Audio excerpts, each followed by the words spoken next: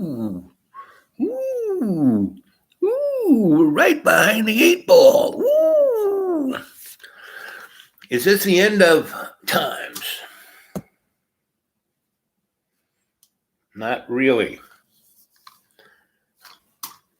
Are we sick only in our head? Should we listen to what they're saying? Only if you want to die a soulless, dreadful, horrible existence. Get up, stand up for your right. Get behind me, Satan. Well, I don't know what to say. You saw the they, right? Come on, babe. Where are you? Come on. Get in here.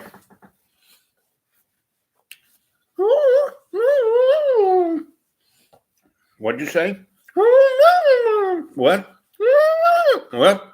We're in control? You're too stupid to listen to anybody? There's nothing wrong. Go out and enjoy the day. Especially if you're all by yourself out in the middle of the woods. You know, let's see.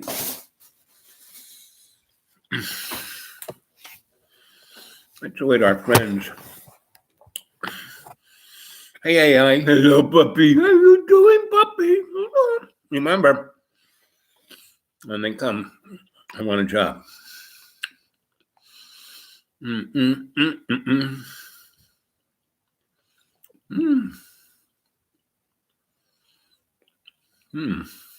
So, we have morons like this.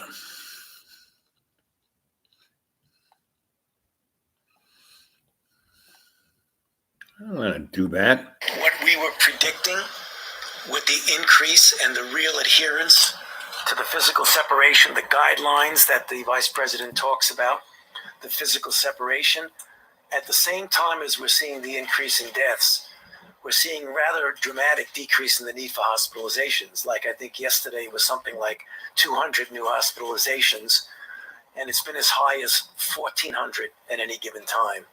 So that is going in the right direction. I say that, and I always remind myself when I say that, that means that what we are doing is working, and therefore we need to continue to do it. I get questions a lot, Dr. Birx and I, about these numbers, the projections that you went from 100,000, 200,000, now down to 60,000. That's a sign that when, as I keep saying, when you take the data you have and you reinsert it into the model modifies. Data is real. Model is hypothesis. Okay? So that's what you have to do, and that's what I think we're seeing. Dr. Anthony Fauci at yesterday's White House briefing explaining a revised projection for deaths in the U.S. from the coronavirus that is dramatically low.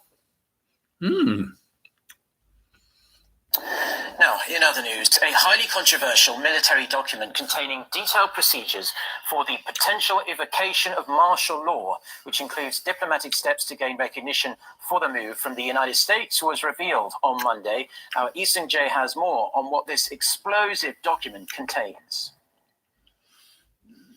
South Korea's defense ministry submitted to the National Assembly's Defense Committee on Monday part of the document, which the Defense Security Command drew up early last year to delve into the possibility of invoking martial law to quell public protests if a court ruling over the fate of former President Park Geun-hye caused unrest. One of the steps mentioned in the document was to have the defense minister invite the U.S. ambassador to ensure his cooperation in seeking Washington's recognition of martial law. The document also called for the martial law commander to summon foreign military attachés to seek their support and efforts to restore social order. The document in question also called for controlling the media. It called for the submission of first newspaper editions, broadcasting scripts, periodicals, and other publications for censorship. Also, to address the possible spread of rumors, the document also contained a set of steps for shutting down internet portals and networking services that could be used for disseminating false accusations. The controversial document also includes steps to influence the National Assembly, such as a measure to prevent the legislature from calling a floor vote on a parliamentary motion for the lifting of the martial law. The case has drawn the ire of the public, as critics say the use of the military to handle public protests flies in the face of democratic principles, and it can mark another case of political interference by the military. However, some conservative groups argue the military is well within its rights to draw up such measures to prepare for any scenario that could compromise national security. The military and the prosecution are forming a joint investigation team to look into whether the document was in any way illegal.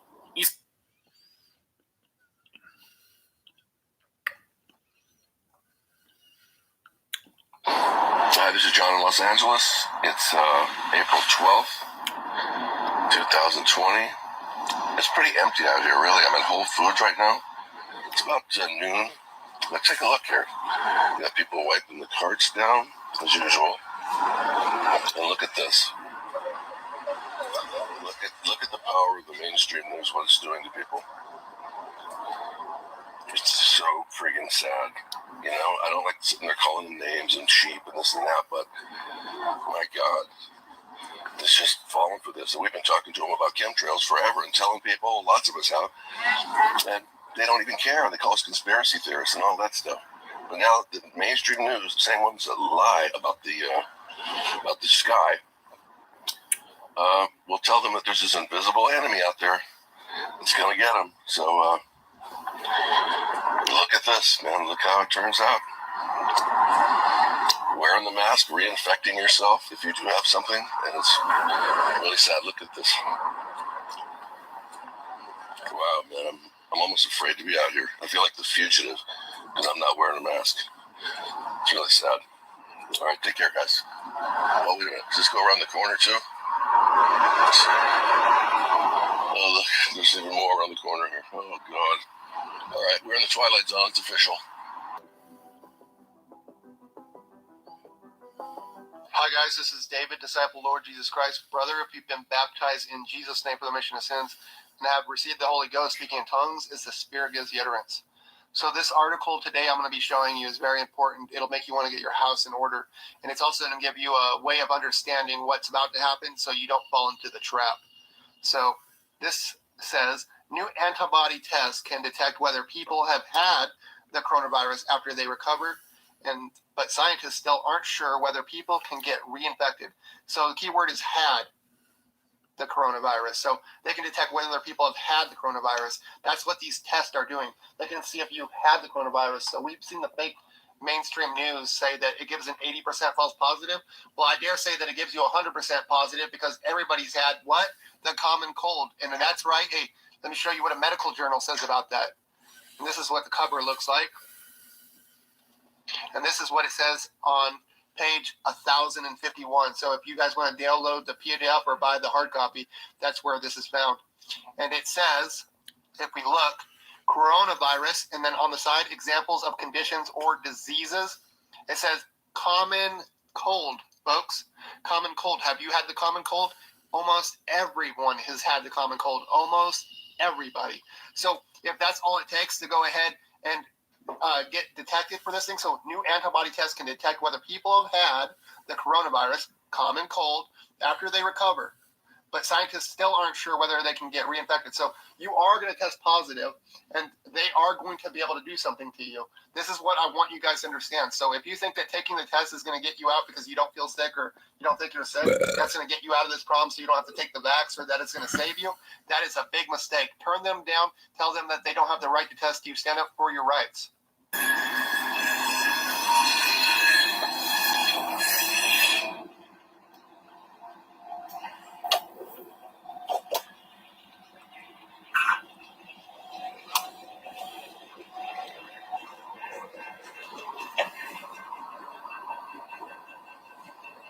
Quite a few trucks there, tanks, on your streets, in your neighborhood.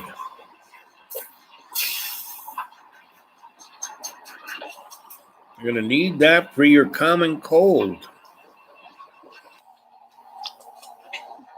This virus, this coronavirus too, She's a doctor. is not more than a severe cough, and it's totally implausible. Wash your hands. It's passing from human to human by healthy humans coughing. That's not how it happens. It's far more plausible that it's been injected. And yes, essentially every vaccine carrying animal cells, Pediarex with Vero monkey kidney cells, we give that to infants. The flu vaccine in bird avian cells carry coronaviruses and many other viruses, including retroviruses like HIV. The new flu vaccine in Italy had 4 different influenzas, including H1N1, and it was grown in maiden Darby kidney cells, which are dog cells. Dogs carry coronaviruses. Cats have infectious, transmissible coronaviruses and get diseases of them. So this virus didn't spread to 110 countries from a seafood market in China starting December, whatever they told us, of 2019. It's plausible, it's probable that it's been in every flu vaccine since 13 to 15, as that's when this work was being illegally done. Yeah, baby. Yeah, baby. It's hard to tell what's going on. Is the Chinese Communist Party lying about the coronavirus? Our staff has been breaking stories by making undercover phone calls into China, including into hospitals and funeral homes, in order to get news directly from the mouths of the people involved in these stories. We have broken many stories, including one showing that the current death toll is much higher than reported by the official Chinese media. Facts that show that the picture that is now being shown to the world by China is inaccurate. Oops. We skipped out. Haven't spoken about. But, I mean, we've known about climate change since 1902. And we've done nothing, which kind of implodes the new atheists. Chomsky calls them the religious fanatics for the state religion, Sam Harris, etc. It implodes this idea that we're rational human beings. And I think that, Reinhold Niebuhr has... Sir, are you in such despair yourself? I mean this not as a criticism, but have you given up much hope? But I have. But the fact is, you can't use the word hope if you don't resist. Okay. And so we have to carry out, because the very act of resistance or rebellion at that moment makes you a free human being. But at the same time, it doesn't do us any good not to grasp the crisis, the mortal crisis that we face, not only as a nation, but as a species. And I think that is the great existential struggle of the moment, whereby we have to see reality for what it is, and then we have to resist. But most people who rebel, the great rebels, Toussaint or Sitting Bull or Malcolm, or they but in the eyes of the world, they didn't succeed. But in fact, what they did is hold up that other narrative. And I would then go into my own background as a seminarian. I once asked Daniel Berrigan, the great radical priest and poet, how he defined faith. And he said, faith is the belief that the good draws to it the good, even if empirically everything around us says otherwise. And I think that if we are going to resist successfully, we are going to have to do so not in an orthodox way. Emma Goldman fundamentally, I think, had a deep religious impulse. We are going to have to believe, as Berrigan says, that the good draws to it the good, even if empirically everything around us gets worse. But Sartre writes about it. The So is it getting worse yet? Practical, I can't remember his exact phrase. My son's here; he can tell us. But is it getting worse yet? We are going to have to see how dire it is. And look, I'm not the only one in this room who has kids. And even if we fail, we have to I want my kids to look back and say he tried. Tried. So I think on the one hand, we do have to face how bleak it is. On the other hand, we can't let that despair cripple us. But I look at this, this kind of inevitable human progress or technology will save us. Yep. Here. What's going I'm to just say? wondering when other people are going to let go of worrying about videos and talking about Endgame and Antichrist and this, that, and the other thing. This is it right now. Donald Trump has basically just said that people that think that the states are going to start unlocking and go back to business as usual, it's total bullshit. They didn't just put all 50 states under control of this Zionist, Israel-loving father-in-law to probably the Antichrist. He didn't just do this yesterday to simply release it. It doesn't work like that. I just don't understand it. And then when I see channels like this right here running videos of this nurse, an ICU nurse from 30 years, speaks out, yet she doesn't show her face, she doesn't show her credentials, and you can't even understand what she's saying.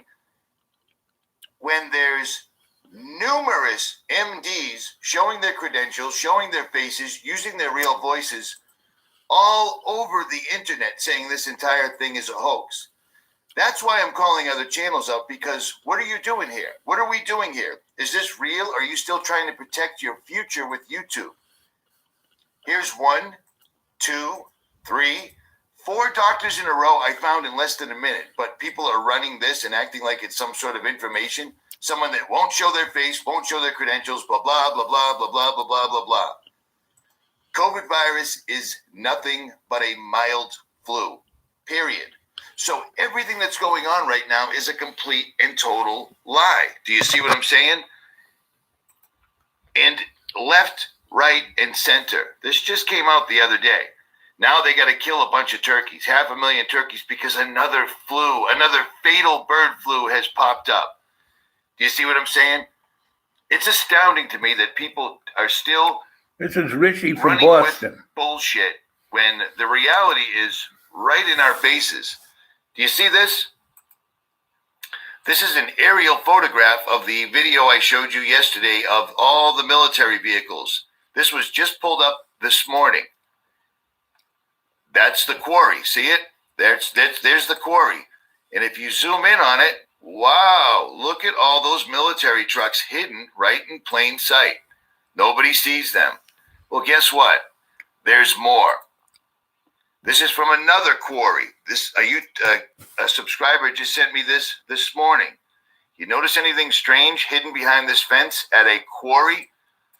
It makes me wonder how many quarries the United States government has bought up over the years, because look at that.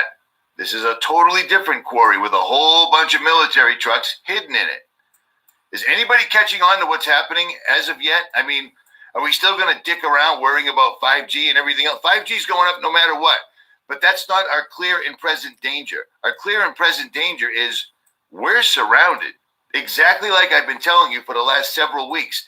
I'm not tooting my own horn here. I'm just wondering when other people are going to let go of worrying about monetization and worrying about secret words and worrying about selling their wares to people, when the United States is now a disaster area. The federal government has power over absolutely everything. And this entire COVID-19 lie continues to move forward. Seriously. Remember when we told you they were going to use weather as a weapon? Well, it would appear that has begun. Because that's the East Coast of the United States right now. That's bad, people. That is really bad. Never Lose Truth has been on this since the beginning. But here it goes. They're not going to release anything. People need to wake up and understand that we are being taken over from the inside, the outside, and all the way around. You see what I'm saying? You think it's completely coincidental that one subscriber sends me pictures of a quarry loaded with military trucks, and then another subscriber sends me the same thing the very next day, and then when we look for quote-unquote satellite pictures, we find them? That's a lot of trucks, dude. That's a quarry. It's not a military base. It's not anything other than what it looks like. People need to understand that this is happening right now. It's blowing me away, the amount of denial that's going on. Do you remember this?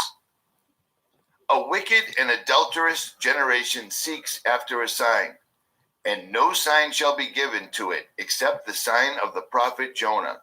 And he left them and departed. Think about that, man. Think about that. Because I've been praying for a sign. I've been praying to not deceive and not misdirect people. People can think whatever they possibly want. But this, to me, is crazy. That you're going to, I mean, most channels are literally posting up information that's been out for 7 to 10 days. What are we doing here? Use this platform while we still have it. Stop worrying about monetization and being censored, etc. Yep. Richie is passionate, that's for sure. You should know this. Where is it? Here it is. That's not it. Stand by, stand by, stand by.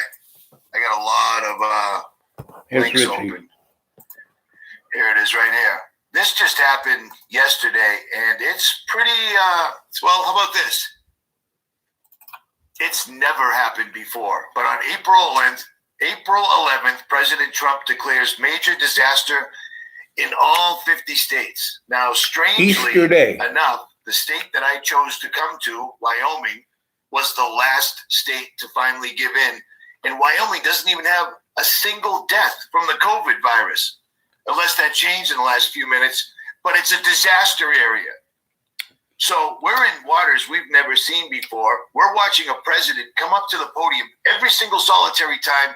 Presidential seal is completely and entirely gone. And he is now at war. So the Constitution, not that it mattered to anybody or actually even applied to any of us, the Constitution, your Bill of Rights, everything's suspended. And that should be pretty obvious by now.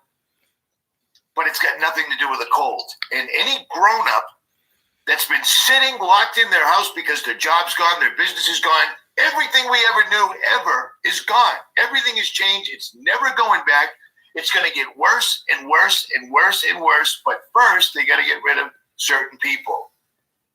Period. They've had a list for a long, long, long time. And, well, Mike, I'm going to guess you're on it because you're kind of a dick. But I think I might be on it too. And I agree right here. I agree. Richie, what can we do? If you don't have a plan by now, I don't know what to tell you. And I really wish people would stop emailing me and saying, I have kids. What do I do? I've been telling you for 8 months. Gee, I have no idea why I said.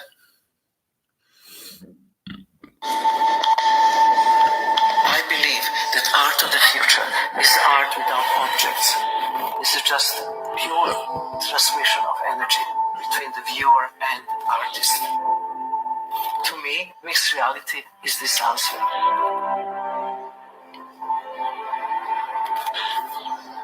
This was a unique opportunity to take the most legendary artists working now and capture them in such a way that they are translatable. She's trying to bring a golem to life, to destroy You're trying to find works that people. break new ground. We here at Christians Yep. believe that this is fact. Oops. And it will be the first time that a mixed reality artwork is Mixed reality artwork. There's always a question what you buy when you buy performance. You buy the video or you buy the edition of photographs. Here, you actually can have the artist's presence in your collection. The first thing that we had to figure out was you had to feel that you were in the room with Marina, not a document. Hey, what's up, YouTube? It's Richie from Boston. It is the 5th of September, 2019. Apparently, I said in a video yesterday that it was September 9th. I was reading the little date down here backwards, and I just got home from the road yesterday. My trip was cut short for a week. Yep. Okay, that's enough of that. I've been playing lots of different people's opinions on what's going on. And the real deal is we don't know, you know. Any of you out there know anybody who's sick or died of this, right? And when you kind of look like in 2018, when we had a serious influenza, just in the United States, 2,800,000 people were hospitalized, right? in the season it went from like November to May, right? And 86,000 people died. That was in 2018, just in America, right? Did we close down the schools and the businesses? And no. And pretty much anybody who had a job ain't going to get that job back, you know? So there's stuff going on that seems to be an agenda. And what's interesting is that there's a thing called continuation of government, COG, right? And that was kind of put in place by Eisenhower, you know, during the Cold War, just in case we had nuclear exchange and, you know, we'd have to keep things going. But it was really only set up to last, you know, a year or so, right? Before we got back on our feet, right? And there are all kinds of things said how to do it, right? Well, we're going into that without any nuclear war, without anything threatening us. And there are no contingencies, you know. Let's see. Josh is going to start cutting them all, right? Do you know anybody knows anybody? Nope. My friend Chad said that he knew some girl who got it and her whole household got it, but I don't know what it is or know how they know they got it. Right, exactly. Yep.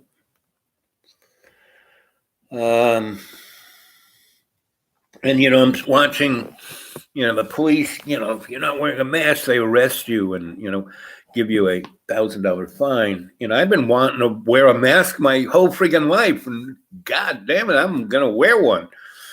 Of course, it's not going to be, you know, it's going to be interesting mask, you know, a creative mask, an artistic mask, not like that woman who wants to bring a golem. Do you know what a golem is? You know, when I started the Kabbalah, golem is a creature brought out of dirt, out of mud, a real mud puppet, right? But it does nasty things. It's like a secret weapon of the Hebrews, right? Go Google golem, right? Well, you know, the thing about police, you should always treat them with compassion and love. I mean, that's the secret. I mean, I've been involved with many, you know, what would you call it? Civil disobediences. That's what it is. I did one civil, you know, I was involved in a Shoreham nuclear power plant in Long Island. Was a catastrophe. It was not built by anybody who knew what they were doing. It was built by the mob. It was being done because Chase Manhattan Bank was making trillions of dollars off it. They were betting that it would blow up so they could get money, just like the guy who bought the World Trade Center 6 months before it happened got, you know, a super duper insurance. So he got $3 billion, you know. He only had to put up like 12 million, and then he owned it, you know, he's paying mortgage on it, and then it came down, right? Then he got another billion or so to build the new edifice in its place. Anyway, it's all a scam. It's, you know, and the thing is, if we just let ourselves be, we'll have nobody to blame but ourselves. But anyway, this civil disobedience, and it went on for 3 years. You know, the whole project to stop the nuclear power plant took 5. You know, grandmas were doing it for 10 years before I got involved, and then I kind of got involved and spunked it up, made it interesting, made it fun, made it relevant to everyone on freaking Long Island, Connecticut, and the surrounding areas. And so when we decided to do civil disobedience, I went to the police and said, listen, first I brought Dr. Gulf Whitman with me, who was a guy who invented, he was at Brookhaven Laboratory, and he invented nuclear health physics. He's part of Manhattan Project, right? He's a guy, he was a doctor who said what this stuff could do. He and the Rankin and all those things he invented. Anyway, at least a biological motif. and we went to all the police departments, and he had pictures and movies of, this is what's going to happen to you guys, right? I mean, they had tests out in Nevada where they blew up things, and they had Army guys in foxholes, and then they kind of got up after the blast, and the fallout went on them, and pretty much most of them died, if not right away, then within a few years, and a horrible death. And he had films of everything. Showed it to police, and the police were like, he said, this is an island. There's 2 highways. There's 500,000 people to the east of the plant. They're going to get off the island? I don't think so. It's going to be havoc, and you're going to be the only guys out there. Good luck with that. Your families are never going to get off. You're all going to die, So when we did civil disobedience, I took we trained the people who were going to do the civil disobedience. It wasn't just, they had affinity groups and the whole thing.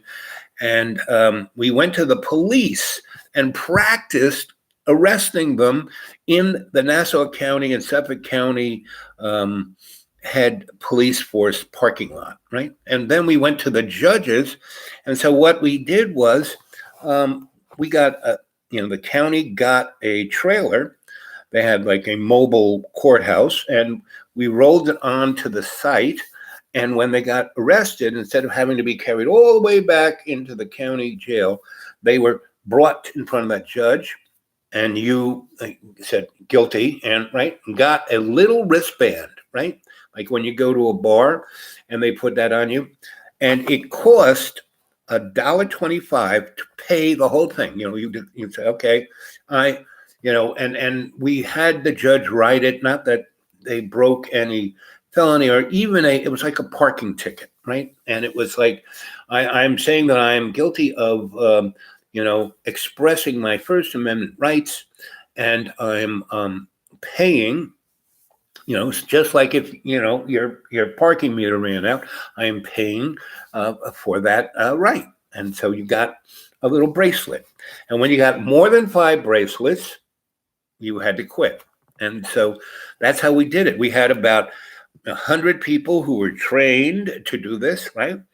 And so that was 500 arrests, and but not everyone got arrested, because the guy said, part of the process was, will you leave the vicinity? Which meant, walk 10 feet over there. And if you said, sure, you could walk over there and they wouldn't arrest you. And so we had this down with the police, and they loved it because it was so much easier. Nobody cried, nobody punched, nobody did any of this stuff. And we showed them that, hey, we're doing this for you. You're doing that for us. And we did a number of these, right? And at a certain point, Dick Cheney and, Mr. Rumsfeld and, Daddy Bush, Poppy Bush, why they call him Poppy Bush? Because he had all these oil places offshore where the cocaine would come in and the heroin would come in, and he had licenses to fly helicopters from those platforms. And so he was bringing in Poppy, that's what they call him, Poppy.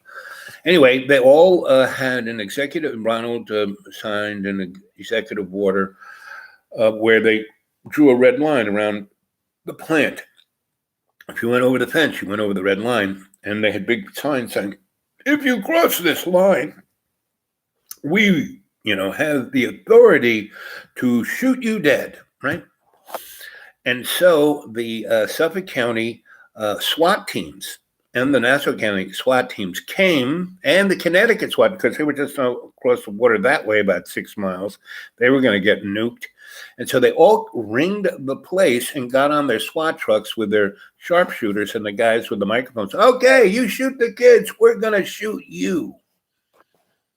And because the sharpshooters that the utility got were mercs, they weren't policemen, they weren't,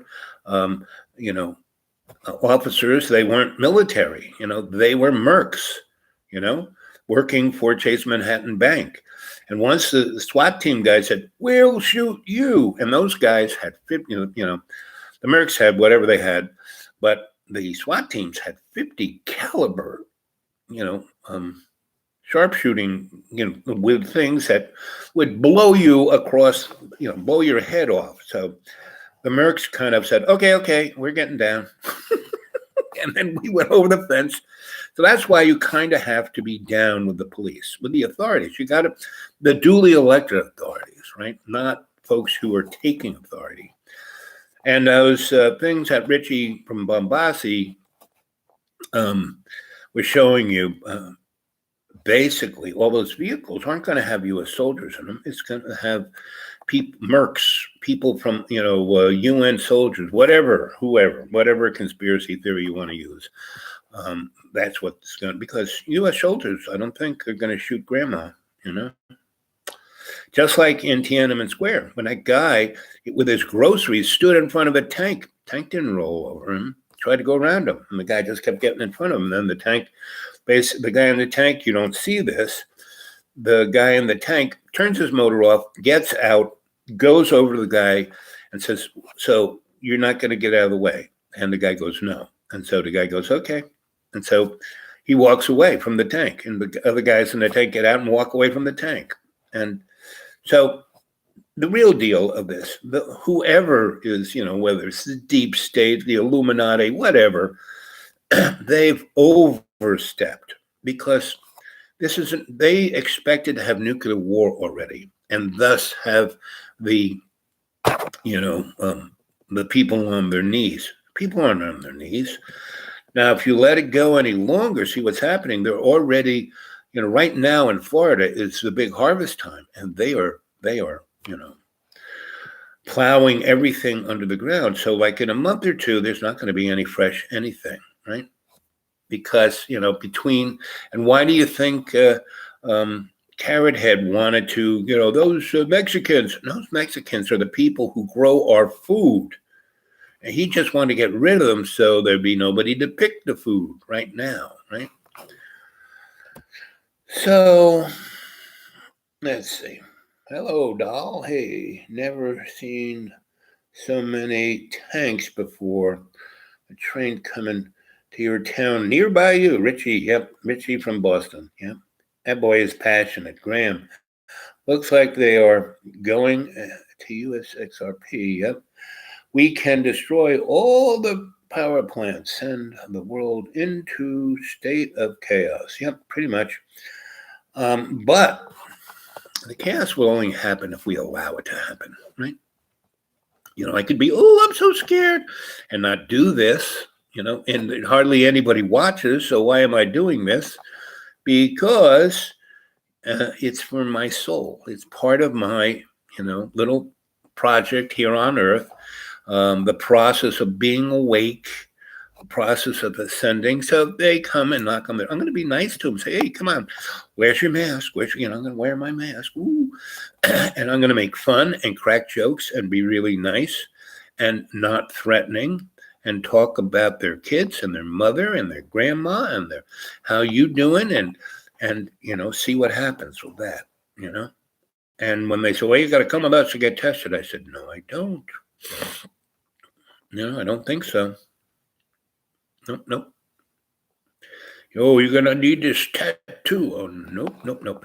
And if I do go with them, I'm going to say, no, you can't do it right now. I want to talk to someone in charge. Who's your, I won't go until I say, get on the phone with your lieutenant. Oh, hi, Lieutenant.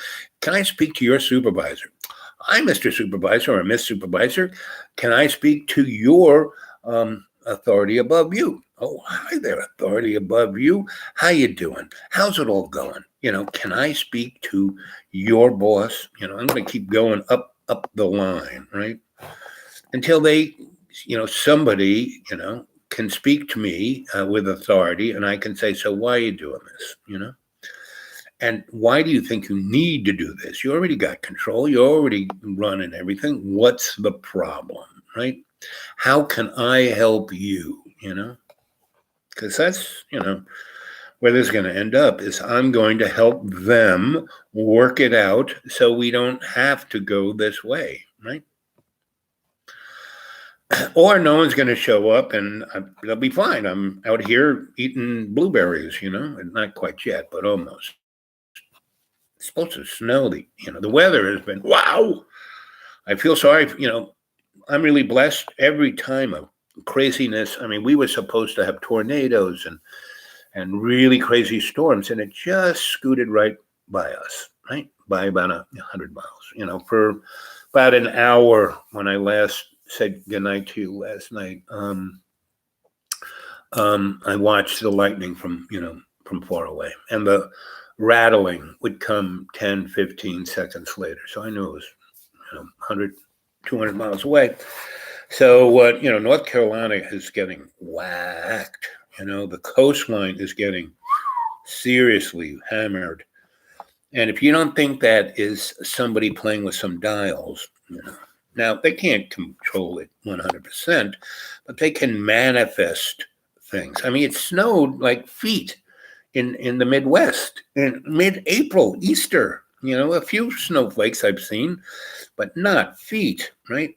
And we're supposed to get some snow here, but I would say not so much, because like I said, this is a real kind of blessed neck of the woods. Things just keep scooting by. And the last time, it had to be a number of years ago, there was tornadoes, not so much here, but just over near Johnson City and a little in Kentucky, the really serious ones. And I was sitting on my porch and I was watching, 100-foot poplars fly over my my little homestead, right? Just, because the wind, 500 feet above the tips of those mountains was really zipping that way. Where I was, not so bad, right? And so we can disturb. People will be forced to work together. Those that don't are those that won't. Yep. Mm-hmm. Read as much, eat of the land books as you can. Yep, you got to be growing your own food. Now, I'm very blessed to be, I'm an old guy. And back, 10 years, I had everyone with gardens here, but pretty much everyone died of meth and tobacco and laziness, meaning, I made it fun. And the grandmas were still alive, so we were canning and baking and having really great food. But as soon as the grandmas died, about 5 years ago, that was, and I got sick, and I couldn't just do it, and I can't just do stuff anymore. I've gotten a lot better. My body's as good as it. I'm like lost 250 pounds, and I'm down to 225, and I'm still losing weight. I'm going this way. Better to lose this way. I'm getting to my high school, goddess look of 175. I don't know if I get there, but 225 is pretty good for me.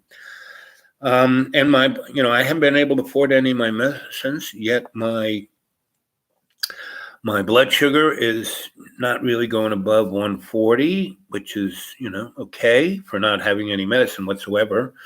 My blood pressure is doing pretty good. I'm 75 over 130, not bad.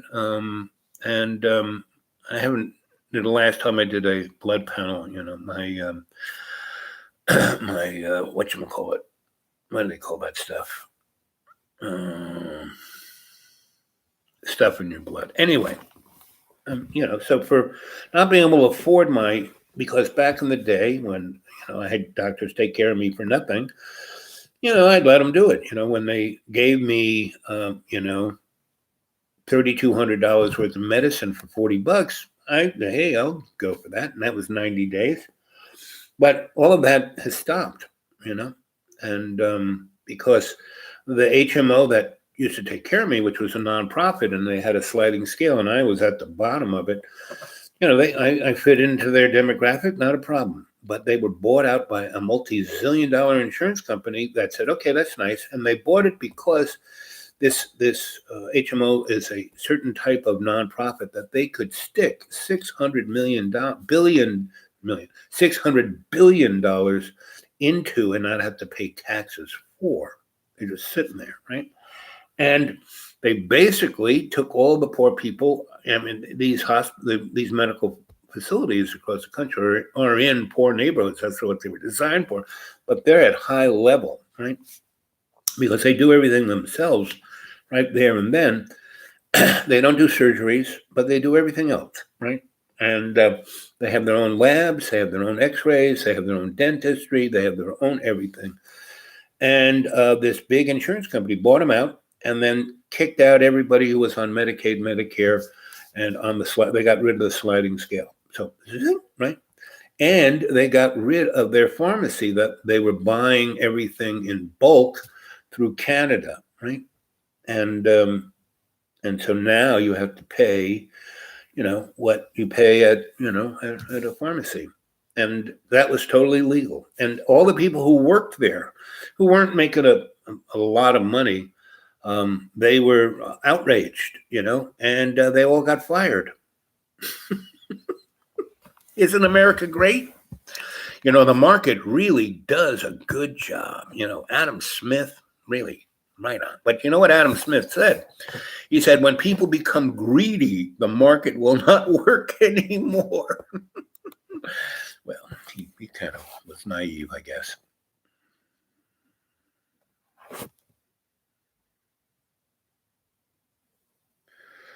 Boop, boop, boop, boop. 9 bells in Dublin. What time you got out? 3:57, almost 4 o'clock p.m. Eastern Standard Time here. So 9 p.m. in Dublin, almost 4 o'clock here. Stand up for your life. Exactly. Get up, stand up, stand up. I said stand up for your soul, because most people don't realize that this illusion we got is just a sandbox. And the guys who are pushing this, if you go here, let's go to our friend Cliff. Where's Cliff? Come on, Cliff. Come on. Get rid of you. Come up with this.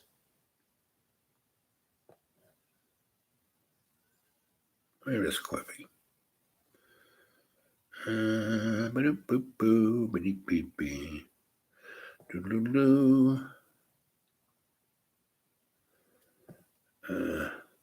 mean, the modern media is unbelievably.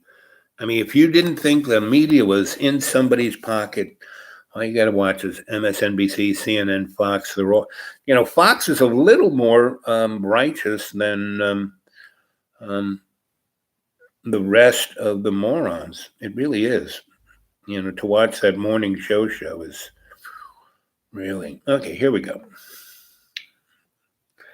And Cliff is making a case for. The reason I think Q is in the shitter is because we'll go back a little trouble earlier. because they can't balance anything anymore, and they've got to come out of their deep state. Okay, we'll have to go to the beginning, Benny, just so you can get. So, gays for space aliens, right? Sorry about that. Okay, so it's April 11th, 2020, year 0. Today's presentation is the case for space aliens. I'm going to just basically step right through a bunch of stuff that critics are saying and ask some questions. And we can see what's what, where it goes. I don't have a lot of answers. The only Cliff thing I kind know of for looks like an sure is alien. that I can't find any benefit to anybody with the current shitstorm. Okay, so let's just analyze. Oh, first let me state that this, I don't know if this will actually end up showing up on YouTube or not. The last 3 vids I've put up have not passed processing. They didn't get through. Last 3 interviews I put up with people have been kicked off after processing, presumably. I don't know for sure. Hang on a second. Let's do this. He loves his board. And basically, he shows that no one stands So the to point of the video gain. is to discuss the shitstorm, current situation planet-wide, and to ask ourselves, who benefits? Who benefits? Koi bene. Way Benny. I'm all right over here. Okay, so that's why I say the case for space aliens, because I can't find anybody that benefits, because if you just consider some of the ancillaries, the usual follow-ons, suspects, and so on, and come up with some of the questions about each of the potential culprits, so to speak, for the creation of a shitstorm. There's questions that can't be answered or end up contradicting the main thrust of the argument. So, for instance, we have the argument that the deep state did it, right? And we have the argument coming from Q. We have the argument coming around the idea of continuity of government. But the thing is, how does the deep state benefit? Especially if it goes into continuity of government. That means nuclear war. Bang mark right there. Right. The deep state is a balancing act. It exists, but there's no real power there if the deep state is 100% exposed to the normies. Right. No people know they're there. If everybody understood the deep state as the conspiracy crowd does, evil incarnate, blah, blah, blah, blah, blah, get a David Icke view of it all. If all of the normies understood the deep state like David Icke, then the deep state is in deep trouble because they can't balance anything anymore, and they've got to come out of their deep state closet, and that's what is usually cited in some of the critics of the current shitstorm as forcing everything into continuity of government. But what they fail to grasp is that continuity of government is not a long-term plan. Continuity of government is known or is designed to exist within a short-term time frame because of circumstances. So continuity of government would be if there were a nuclear war. Well, thereafter, that short-term time frame is however long it takes you to start to rebuild and come out of the situation, or any kind of a war, right? But the idea of it as being perpetual, as being meaningful to the deep state is bullshit. The deep state has to work their ass off to maintain continuity of government.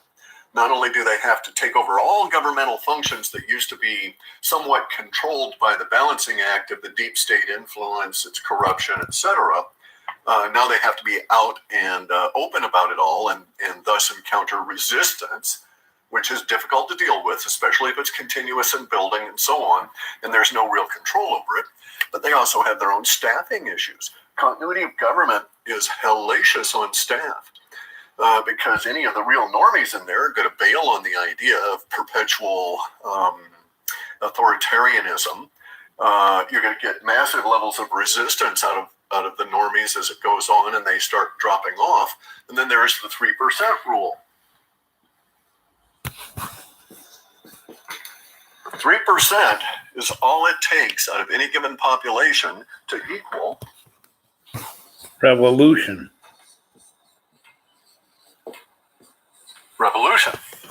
And revolution here, let me see, it's these guys over there.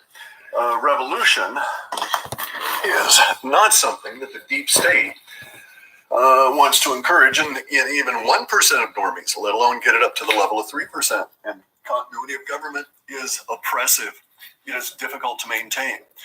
It means continuity of government at its core means the usurpment of resources by a narrow group of people, like we saw in the original old Soviet Union, where the oligarchs keep getting more and more of everything, and the people get less and less. That's an inherent built-in function in continuity of government. In order for government to survive, then at that stage means that a couple of things. It means they can't do open recruiting. Okay, they may need to replace people that drop off by attrition, but anybody they bring in is suspect. Okay, you need to go see Cliff himself, right? He goes on, and I mean, this guy is smart. He's a computer programmer that's worked for everybody, and what he does, he makes computer models, right? And basically, I was waiting for him to go on about China. China is toast. They are not coming back. They are not going to be able to be the slave, country that makes you cheap shit, right? And, everyone's talking about, we're going to have electronic money. Well, we're not going to have that because pretty much everyone's laptop and phone is already out of date, isn't fast enough, isn't good enough. And the Chinese aren't going to be building anymore anytime soon. You're going to better be happy with what you got now, or pretty much. We're not getting any. There's nothing in the pipeline. The stores are going to be running out of stuff, right? No matter how much space they put between people, and the government is not ready for this.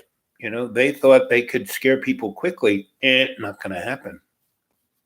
Not going to happen. And right now, if it goes any further into May, people are going to start getting pissed off and not standing six. And then what they're gonna, is a cop going to shoot grandma?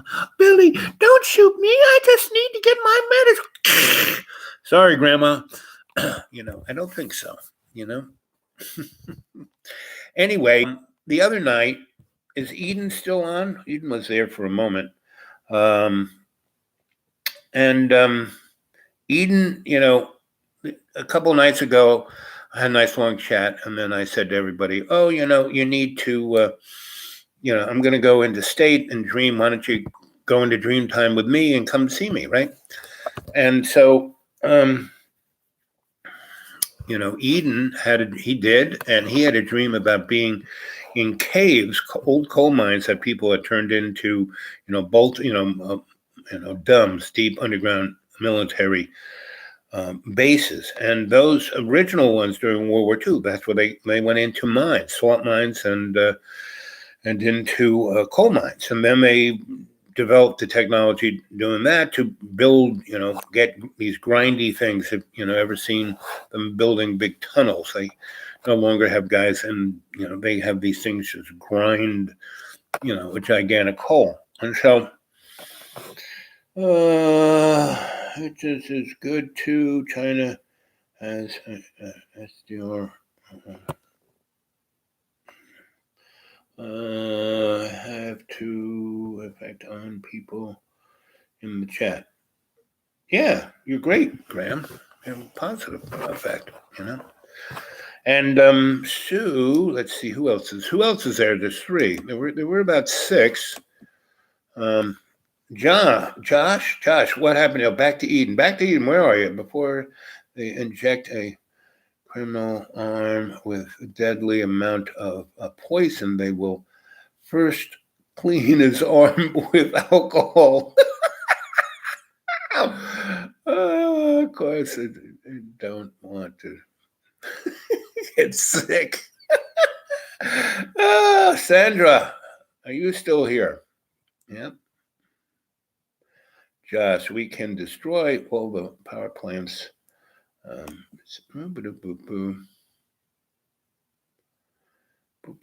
9 bells, right?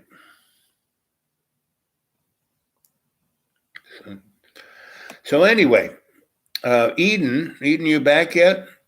So Eden had this dream about, the Third World War, basically, right? And I had a similar one too, but mine was a little different. It was more mysterious, and and I was seeing nuclear weapons go up, but they weren't doing any real. It was like a faux nuclear war, right? And so I have been affected by Eden's dream in my dream, and so I've been going to, like yesterday, it was supposed to be, it rained, and I just slept all day, right? And I got up in the middle of the day and did a live chat, and then I came back and I went to sleep, and then I woke up again, and I don't know if I did a live chat or not. See, I couldn't tell whether I was awake or asleep. And then I woke up this morning, right? And I cleaned some of the stuff out of the refrigerator and took some down to the deep green and put some in my larder and did some cleaning up, because it was kind of rainy up until about 7, and then the sun came out beautifully. I mean, from 7 till about noon, it was gorgeous. It was cold, but anyway, so I did the little stuff that I was doing, and then I sat down. I was drinking a cup of tea, And I've been having this dream that this kind of, I don't even know what to call it, spaceship, time machine, whatever. I'm sitting in the deep green and I'm looking up at the blue sky, and this thing pops out of wherever it was into the blue sky and zips across the sky and comes around and comes down, and it comes spiraling down maybe 3 times and then comes slowly and parks itself right in front of my deck, right? But down the hill, right? And as it's come to it landing, it changes from a spaceship, but it really is kind of a glassy bulb. It looks like Santa's sled of the 23rd century, and it comes down and it lands, and when it lands, just as it's landing, the sled part of it, the runners turn into tires, and the thing lands, and it's a Mercedes-Benz 4-wheel drive, like Hummer, right? Their version of that. And it's a limo. It's a stretch person, right? It's like Adolf's car, right? And these doors open up. They're like gold wing doors, and these pretty women come over, and they kind of, it's like that scene from that 1980s MTV thing where these girls in black dresses were all wearing guitars, and I think it was Who's the Guys with ZZ Top. It was a ZZ Top thing, and they had girls in black slinky dresses, big high heels, and these were the girls without the guitars. And they come up and they sit on my thing, and one is a colonel, and another's a major, and 2 are doctors, and another's a captain. And they say that they are my new staff. They are my aide de camp, right? And they're saying that, the powers that be realize that they need my services and I should come, and so I had that little dream, and that's the one I kind of, along with the nuclear blowing up and it being, a faux nuclear war, these girls land and invite me to join them. And who wouldn't, this boy would, just for the interest of it all, so, but that's kind of when we're walking towards the Mercedes, it's like when that dream ends, right? And then the next one I had was, again, I'm sitting on my deck in the deep green, and again, I'm looking up at this beautiful blue sky after all these nuclear explosions go off. And again, this kind of, but this time, instead of looking like, Santa's sled of the 23rd century, it was like a vibration, right? And this vibration pops, into the thing and comes down.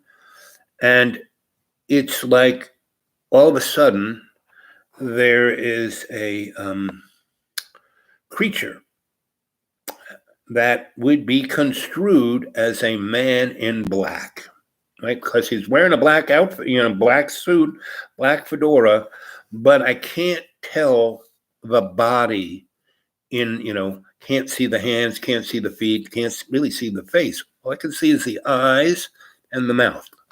And otherwise, inside that black suit is this, vibration thing that I saw come to land.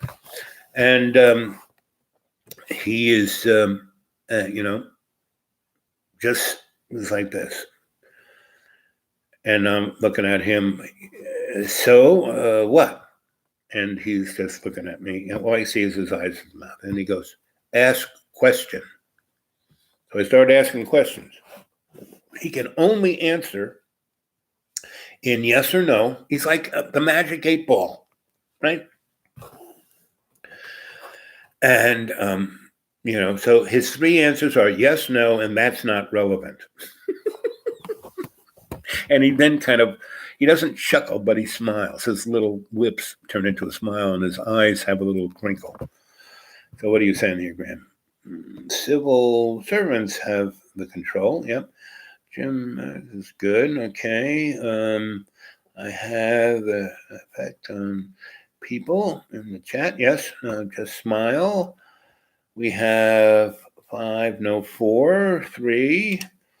Now should be at least 50,000. Yeah, no kidding. On your show, you're doing what they do not like obey. Yeah. Well, again, I don't want to.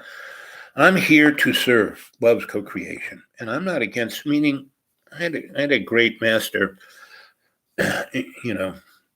in my temple in Shambhala, and I would always ask these questions, just like this guy, the vibration. I wouldn't doubt that guy is my ex, my old. He's not ex, my old master.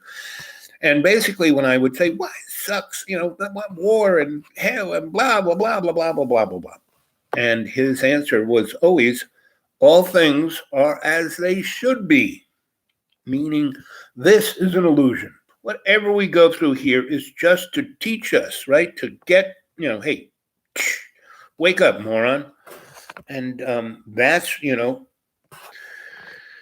and the, hidden hand, powers that shouldn't be, the high table, who own the sock puppets and the usual suspects. They are hanging on by their fingernails. We are 100% in the Aquarian age. Love's co-creation is all that really is, and we've had all of these horrific events since Jack's assassination to wake us up. All the wars, all the you name it, all the catastrophes, all the disease, all the social conflict. It's all to wake up, right? And I had that old guy on a couple of shows ago. He's in Scotland, right? He's a really interesting guy. He has a great history, but now, he wrote and published and was, the bee's knees in the 40s and 50s. And, then he taught at Oxford and other places in the 60s and 70s and 80s and 90s. And then, he was already 100 by the year 2000 or close to it. And so he went back to his homeland in Scotland and lives on this little farm that was in his family. And it's basically a dirt farm. And he made a lot of money. He had built a big chalet, but he didn't. He lived in it, right? And he rides that little bike around and, and this guy bumped into him saying, "Aren't you so-and-so?" I said, "Yes." He said, "What are you doing here? What are you doing?" He says, "Oh, I'm just, here, come home. Let me have a little cup of tea and some honey." And so they started talking and they started doing that, that YouTube channel. And the guy is great. And so, he was there, and so he was going on about, how people ask him about questions like, what about all the sexual preference, what do you think of that, and he would say, "Well, I really don't think about it." Then, and they said, "What about this, pandemic?" And he goes, "Well, I lived through the 1918 flu and I lived in London. Now, people were dead everywhere. I mean, the streets were just full of bodies, right? And they were ignoring it then, right? Because we were at war. We can't do anything about that. So let's just ignore it." And people were they didn't have enough places to put the body. They didn't even have the refrigerator trucks, So it was really obvious that there was a problem with that. And he said, "This is nothing compared to that." He says, "I don't know anyone who's sick, and I know I have a telephone.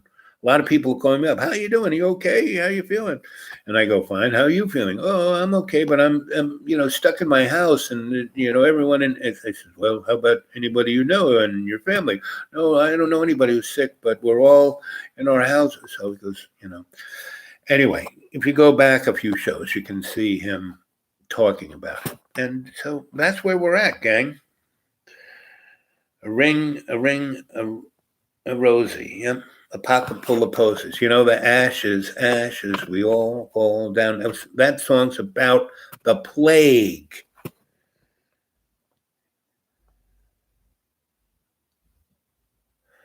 Yep, they're well up on the facts. But I put so few people watch this. I'm actually putting that stuff up there for the people who come at another time, right? It's all there for, and that's why I'm telling you guys, you better start sticking the stuff on thumb drives and CD-ROMs and your hard drive, because God knows, the next thing they're going to do, because the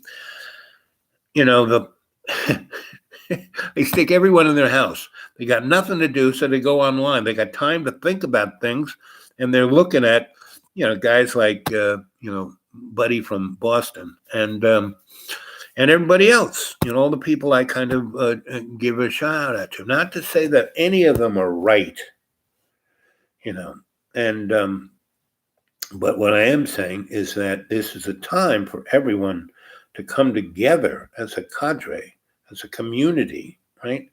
To serve love's co-creation. That's the only reason we're here. We're given this avatar, this little bag of water, to experience and express life, right? And not in hate and anger and frustration and anxiety or pain, but in love and beauty and grace and hospitality. So what was really interesting was I thought I got up and moved my larder to the deep green and thought I did all that. And I thought I was on my deck. And I thought I saw the guy come, smile, and I asked him questions. But I then woke up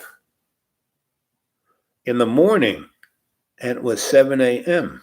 I was like, or after I think I did a morning chat. The chats aren't coming onto the channel as quickly as they used to. I guess they need to be looked at. And but they're still putting them all up there. I haven't had any not show up. Some are, it used to be up in 8 hours. Now it's taking a day. So I haven't, like I said, they're still all going up there. So I haven't seen any not going up. It's just taking a little time. So I did one this morning. And usually by the time I would do one in the afternoon, the morning one would be up there. No. So I'm starting to lose it, like what's real and what's a dream, because I've been sleeping a lot and dreaming a lot. So it's good crack. That's what it is, baby. It's good crack. Graham, I told you the story. I came back from Ireland after living there for about 4 months in Dublin with some friends. And mostly we went around Europe, because it was so easy just to get on a ferry and go to Amsterdam. I used to live in Amsterdam. I had a lot of good friends. And I was in Amsterdam in the early 70s when everyone, nobody paid rent. Everyone was squatting someplace. So much so that the utility companies turned your utilities on as long as you paid the bill. You didn't have to give them a lease or show anything. Just, because so many people were stealing the utilities, they'd much rather you pay for it. So, but boy, Amsterdam has changed. Now everybody rides a BMW and wears black leather. But back in the day, I lived in a thing called the milk glass, the Starry Night. And it was a dairy factory in the middle of Amsterdam that was down by the industrial neck of the woods. And it was a big, gigantic building. Everything was glass. It was beautiful. But it had been abandoned for, since the 60s. And we went in there and we made a little city inside of that. I wonder when's the last time you were in Amsterdam? Or anybody of the four of you from Amsterdam, does anyone ever hear of the milk glass? The Milky Way.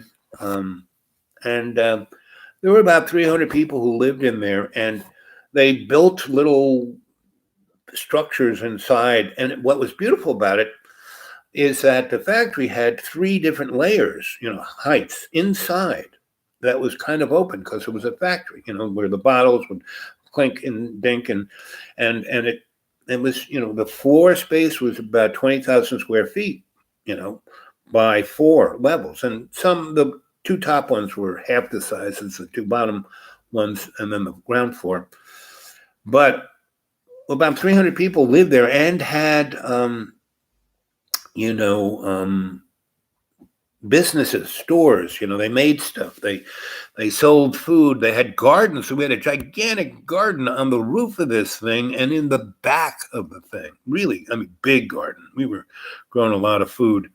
And it was all, that's what we used to, there were about 6 different restaurants. It was a Vietnamese restaurant. There was a Greek restaurant, Italian restaurant, French restaurant, and a few others, right? And bakers and, candlestick makers, you name it, they were doing it. And at night, that scene from The Matrix, they're down there underground, and they're having a big party because they know those squirrely electronic death machines were coming for them, and so they were going to have one big whack out party before they had to fight death and hell. And so that's what that place was every freaking night.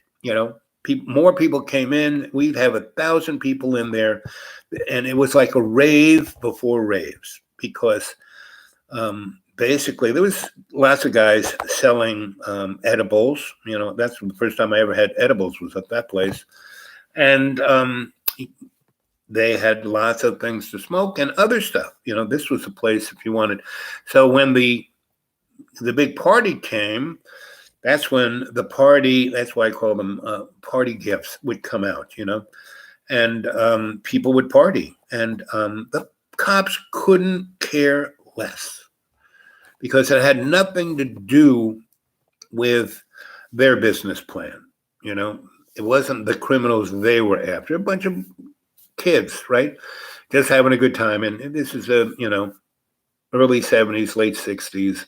And so anyway, I was cleaning my larder out because my friend, who really just eats, takeout food, has a new girlfriend and she wants to play house. So she says, "Oh, look at all this food here." And I had like bananas that were, they weren't rotting. They were just, soft, and fruits. And I said, this is the best time of a fruit. She goes, "What are you talking about?" I said, "Well, this is when it's the sweetest, most nutritious. There are all these little bugs in there going crazy. And you take it now, in a couple of days, yes, you'll see little creatures that you don't want to eat. You'll see fungus. As soon as you see it hairy, you don't want to eat it. But otherwise," and I was explaining to her that before we started growing our own food, we'd go to all the dumpsters of all these fancy restaurants in Amsterdam and just take the food back and recook it into the food that these restaurants, anyway. And then we started growing our own food. And that place lasted a pretty long time. The last time I went there was in 77. So, but anyway, the last time I came back from Ireland was in 1980, right? At least on my own, before I went corporate. Because I went to Ireland a couple of times with corporate folk who wanted to buy land. And they went way too, they went in 88 when land was ridiculously expensive. But anyway, they paid my airplane ticket and took me on the ride, and I had a good time. I saw a lot of old friends. But anyway, I came back from Ireland in 1980, and Ronald Reagan had just won the election. And I was going out with, I was at Puffy's, this bar on Hudson, and just a block from Duane. And they were all lamenting that, like when Carrot had won, "Oh, the world's going to hell, oh, we're all going to die," Anyway, and I said, "Well, let's go have some really good crack," right? Because I just spent, 4 months in Ireland, and I was, re-Irished. So I was using my Irish slang, and let's go get some crack, and they would go. And that's because right about that time is when crack was starting to really get into New York, and everyone who in the 70s did loads of cocaine knew not to do crack. And let's go get crack. And they go, what are you talking about? I said, good time, crack. Let's get crack and good time. Let's go have crack, And, Graham just said, let's good crack. So that reminds me of that. Comments are off. You're a smoker. You Yes, true. No. Heard of the Owls town? Party of parties. Was it 1999? No, but I did party like it was 1999. I was hired by the Justice Department to go, ferret out satanic churches in. There's this thing that goes from Stanton, Virginia, down 81 to Johnson City, Tennessee.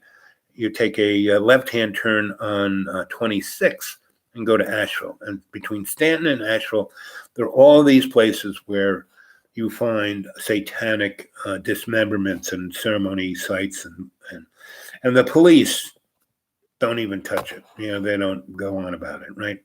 But the elements of the FBI, because the FBI is not interested in any of that. It's like the X-Files.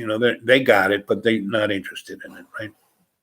And so I had been working for a number of police departments, teaching their officers to be community policemen, right? And we would constantly bump into things that the higher establishment of the police department didn't want to even go in. Like, Asheville, they had a really bad gang issue, and the old police chief said, "No, we don't have any gangs. Wait, this is North Carolina. This is Asheville."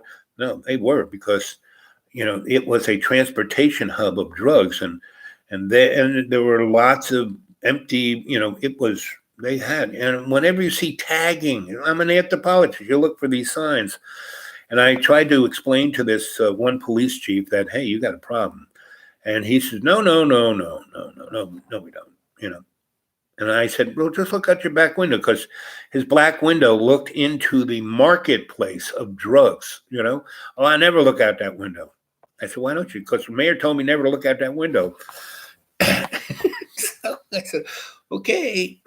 And so we had this gigantic snowstorm that knocked out all the power, everything. And it's, that was in the early 90s, 92, 93. They had like 50 inches of snow in less than 48 hours. Then it got below 9 degrees for 3 weeks.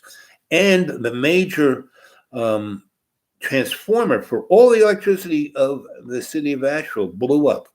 And normally you will have 2 of these transformers right next to each other.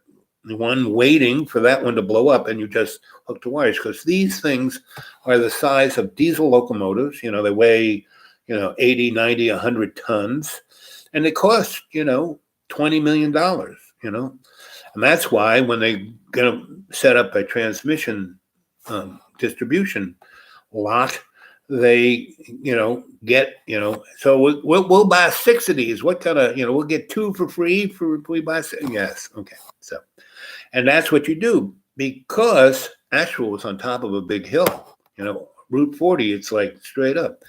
So they couldn't drag one of these things until a month and a half later, when, spring came and the ice thawed, and they had to really drag this thing up there. So they were almost a month without electricity.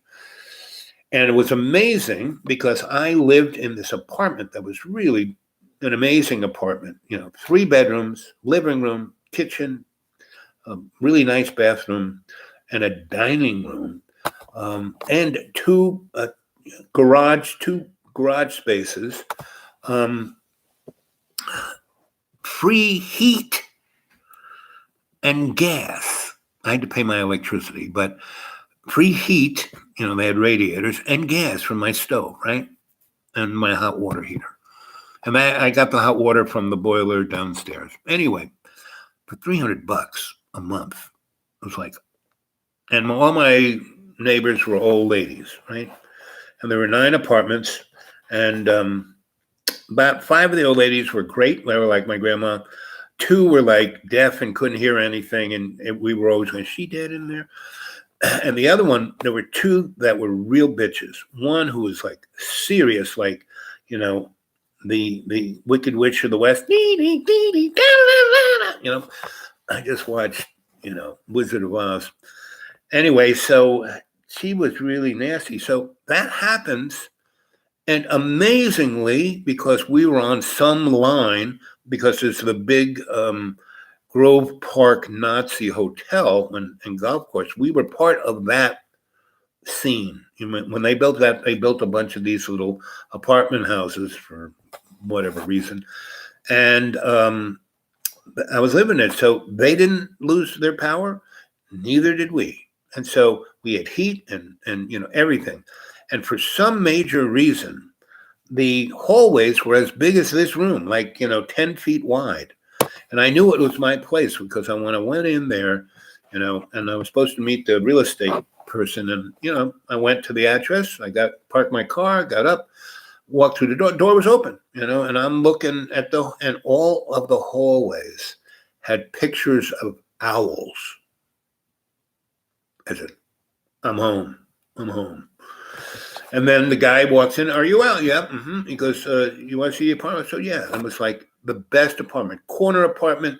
It got, north-south light facing west. It was amazing. East-west facing south, sun all the time. And looking up at the Grove Park so I could see what was going up there. And 2 parking spots, $300. I said, fine. I said, what's the deposit? He goes, no deposit. Here's the key. And he says, the first of the month, he gave me a stack of envelopes with the names. So just send a check, if, we'd like it the first of the month, but by the 5th is fine. If it goes past the 6th, 7th, and 8th, we start to get, So I said, no problem. Thanks for the envelope. Had stamps on them. So every, like I would send it 2 days before the 1st, I was a good tenant, right? And the old ladies, 5, because I carried up their groceries and helped them out with stuff. And like I said, the 2 we thought were always dead. Should we look? And then the 2 bitches, this one was always, I'd bring home a date and she'd be at the door, right? So I had this one young lady who I was seeing, and you said, let's have sex. And so here's the old lady, looking out the door, and she's going after me right in the hallway, right in front of her. And she doesn't say anything, right? Looking at the thing. But the really nasty one, meanie, she heard the commotion and she came out and she was aghast. And the girl got up and started to, do you like girls? Let me kiss you. Did anyone ever lick your crack? She was worse than I. She was like a younger female version of me, but even more. I never pushed. She was so much fun. And she had a PhD. She was a professor at that place, and she left. She couldn't stand the ridiculous, hypocrisy of that place, of the whole city. So 10-4, teacher. Okay. Yep, free spaces. So there I was, 1999, and I was in a cult, right? And the only thing I just found a sweatshirt, because the cult, its facade was a jujitsu school, right? But he was getting ready. It was 1999, and he was getting ready for Y2K. So he was teaching us, how to shoot machine guns, and and he liked me because he had gotten this gigantic, big military generator, and he wanted me. It didn't work. I said, well, I'll make it electrically work, and I'll wire it into your house and into the compound, but I'm not a mechanic. You guys are going to have to deal with that. And he goes, so I said, you find a place for it, and I'll make, you get the motor running, and I'll do everything else. So that was, the thing. And then, he realized I had some real skills in the esoteric world. And basically my cover was, I'm an electrician. So I went to visit him. He kind of found me in Nashville. I was being, the teacher at Bean Street Cafe. That was my place. And I taught people how to read cards, how to read palms, how to read energy. And we had an assembly line. And people would come in and go boom, boom, boom, boom, boom, and then finally talk to me. And they would give us at the end, and we had a little basket, and they put whatever money they wanted in there. And we'd blow people's minds so much that we would make $500-600. So everybody got $100, you know. There was 5 of us, you know. And I didn't take the most, you know, I took the least, but I gave all those other kids, you know.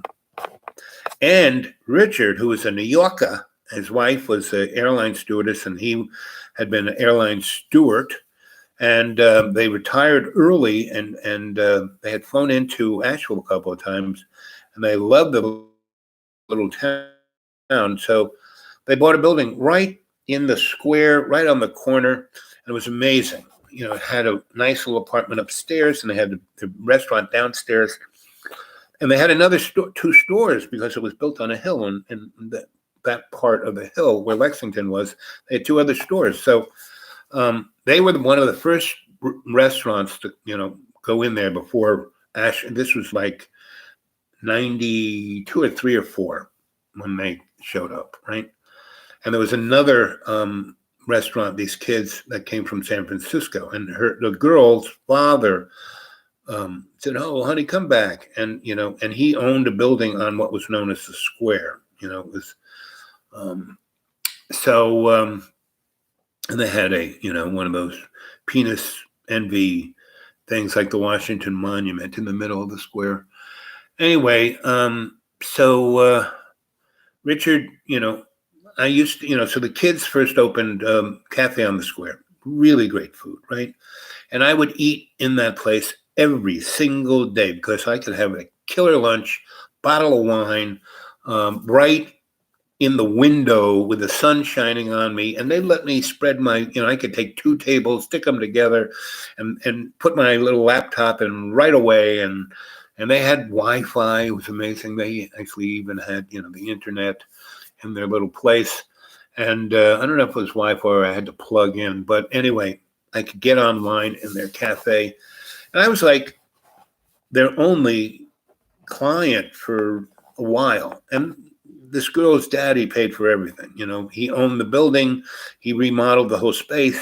You know, these kids were just working it up. And they also had a bakery. So they were kind of doing pretty good with the baked good. But once people realized that these guys had really good food, you know, they did pretty good even before, because they were the only restaurant. And then Rich had real good coffee and cinnamon buns. And he bought other things from these kids and then sold it for lunch. And so those were my 2 places to hang out. I went there during the day, and at night, I would hang out there because Rich let people read poetry, and he had instruments on the wall. You could pick them and play them, and he had a couple pianos and drums, and it was a place to hang. It was really, really, really. And then there was another place down Broadway called the Green Door, and then there was Stefan and Janet's thing called What Do You Want? So those were the year I got there, all of this stuff kind of popped up. And it was really great because there were a lot of really interesting people in Asheville at that time and nothing else. Everything was deader than doornail because Asheville was stuck into, it was the Paris of the South in the 20s. And then they spent a lot of money building the City County Plaza and the tunnel and leveling off the city and putting in sewer and water lines. And then bingo, the Depression came and they couldn't pay off anybody. So they did not finish paying off their Depression debt until 1996. And so nobody would lend them any money. So there was, they were like stuck in amber. But it was still really great because so much fun stuff was going on. Like right now, what's happening to us now, this is wait till a year from now. It'll be more fun and more fun. And that's no matter how hard they squeeze, like 1960s, was not a happy time, That was like a police state under, Richard Nixon, police state, the 70s, police state, 80s under Ronald Reagan, police state, under Bill Clinton. They put more people, Billy Boy put more people in jail than anywhere else, So what time is it? Almost 5 o'clock. At 5, I'm going to bail, and I'll be back at 7, right? So bring more people. Call people up. Tell them, come to Dreamy Dreamland with Sensei Al Bob. Man, you got to check this guy out, right? And so I want a little feedback from you now. Was all of those little snippets from those folks worthwhile? Or should I stop doing that? Because I only do that not so much for that information. Yes, as Graham says, pretty much anybody watching this channel kind of knows that stuff.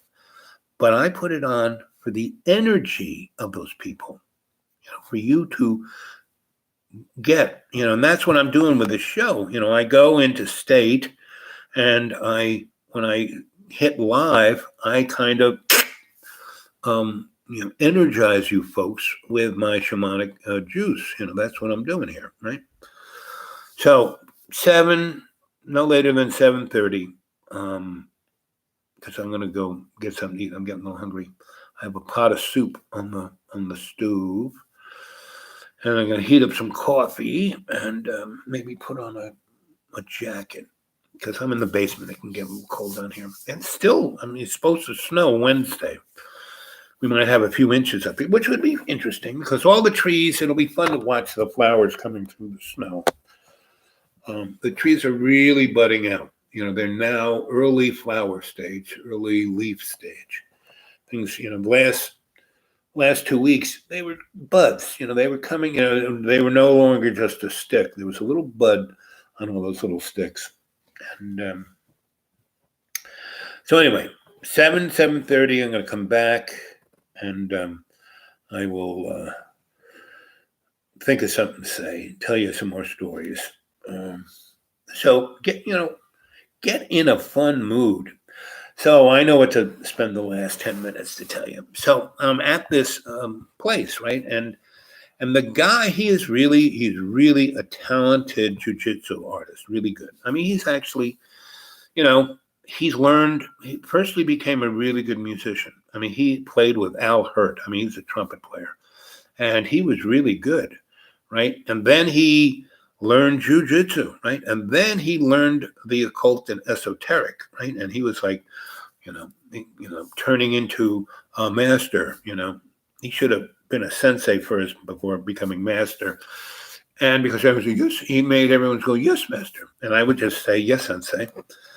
And he allowed me a lot of leeway, because by this time I was a pretty big guy. I was now pushing 300 pounds. So I was going to bounce around those mats, doing katas. I did all the exercises, they were good for me, but I didn't, and when we would play with weapons, and we would have wooden swords, I would do that, because I was really good at defense. No matter how someone would attack me, I never moved. I just kind of blocked every thing they did and just frustrated people. And Sensei, he's not playing fair. He's not attacking. And I would say, well, what do you say? And they say, master. And I said, well, Sensei, what? And he says, yes, Al is actually doing it the right way. You're not supposed to attack.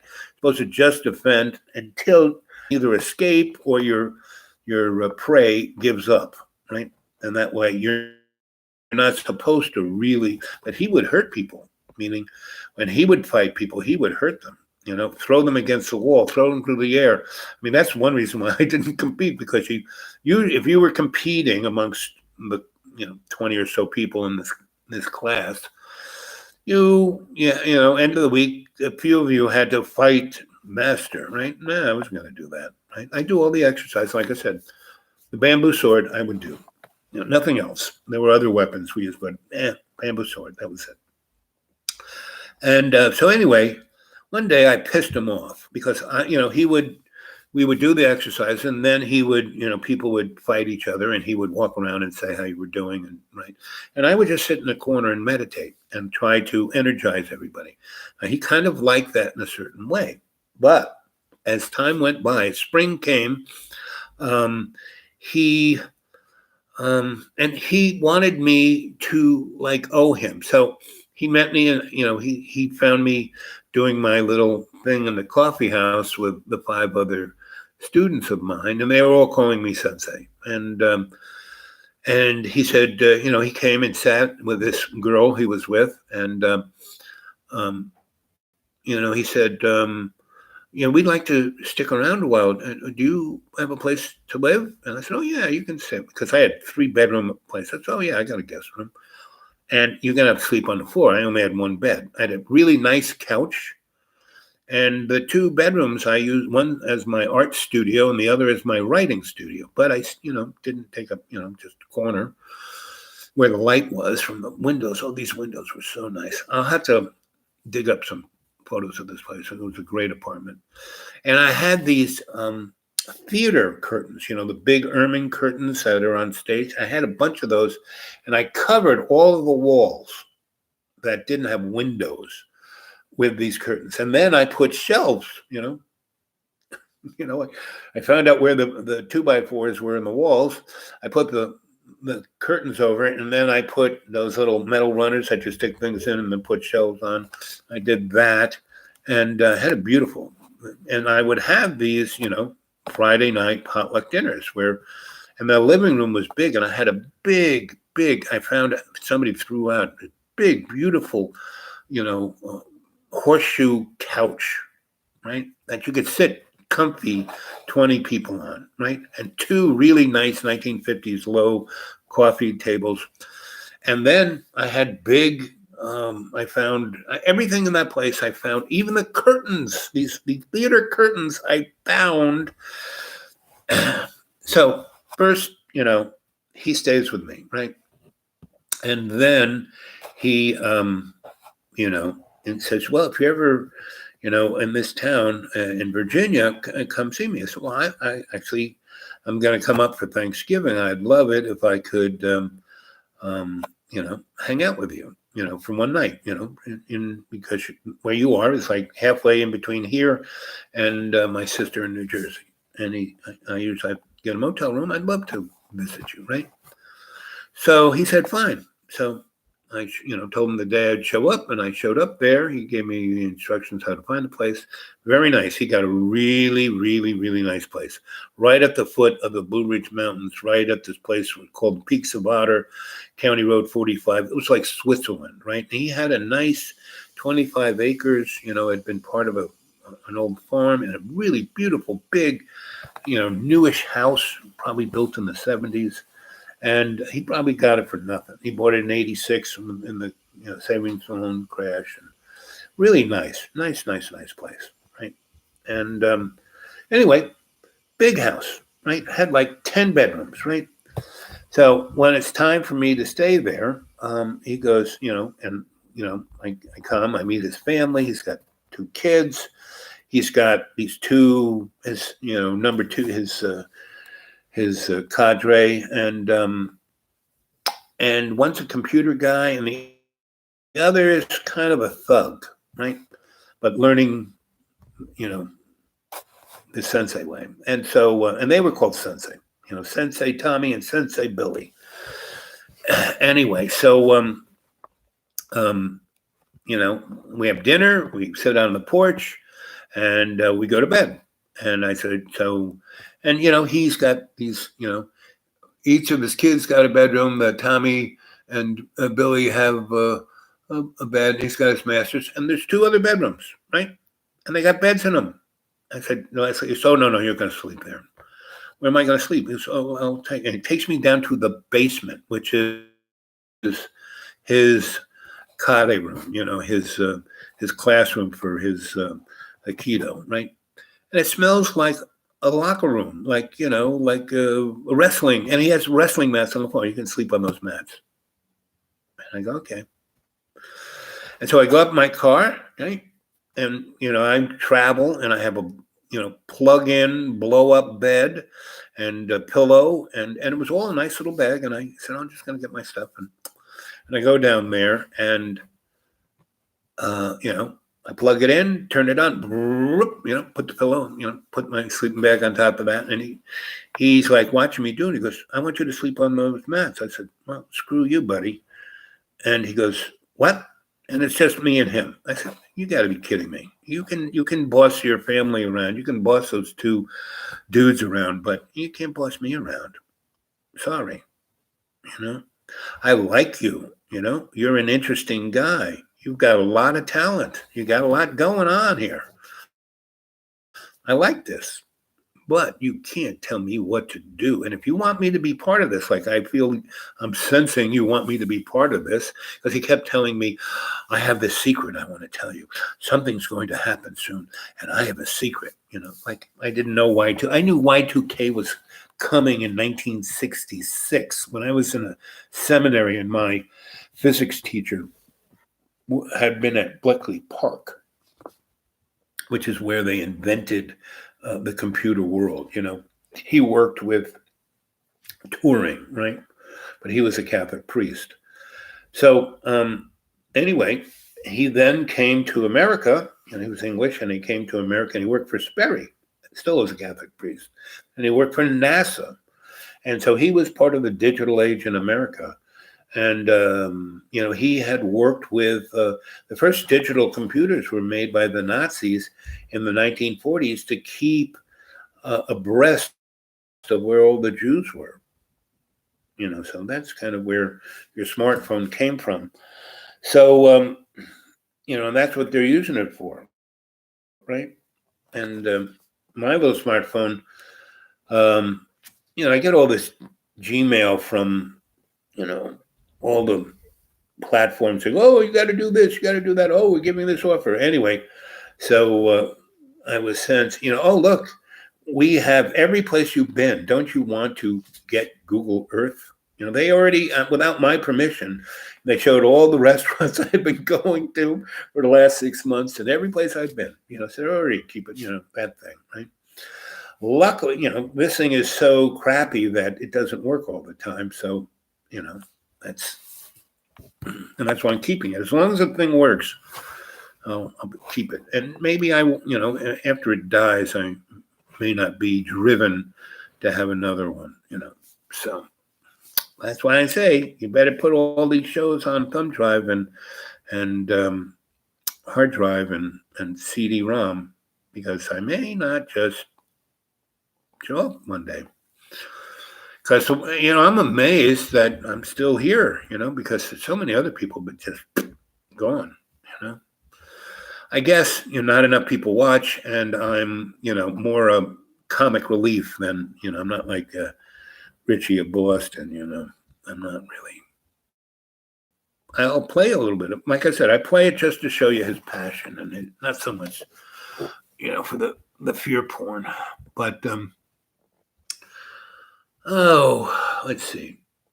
What time is it? Oh, 4:58. So anyway, it gives me just enough time. So I stick with, and so, the next day we're walking through his, it's a beautiful thing, and he's got these, he's really got the place specced out nice, right? And everything he does, he really does a great job, but he is so full of himself. It's ridiculous, right? So, but he's right in the middle of the neck of the woods that these other guys who wanted me to go check out where all the satanic churches were, in this, what they called the Devil's Highway from Stanton, Virginia to Asheville, North Carolina, that, it was like, did you ever see that Chris Carter thing of the TV show Millennium and that secret organization? It was like guys and gals like that, but not really, meaning they were really in the Justice Department of sorts, of somewhere, and they were part of the FBI somewhere, somehow. But they were doing it was like a hobby, they were anyway. And I ran into those guys because actually they kept having satanic ritual. We would find body parts and in the star and candles and the police said, oh no, this was just a lover's triangle. No, this was just an accident. Oh no. And then the police chief changed, and he was one of those guys, and he wanted me to he met me, and we started talking about stuff, and he said, wow, you're going to be my protege. said, no, you're going to be my protege. I said, right, I'm going to be your protege. Because he came from Baltimore. He knew nothing about North Carolina. He'd never been past the Mason-Dixon line. And that's another story, what the Mason-Dixon line is. Woo-wee, if you only knew that one. So anyway, there I am at what I would call Sensei, Sensei Scott. I called him Scott. I didn't even call him Sensei. I just called him Scott.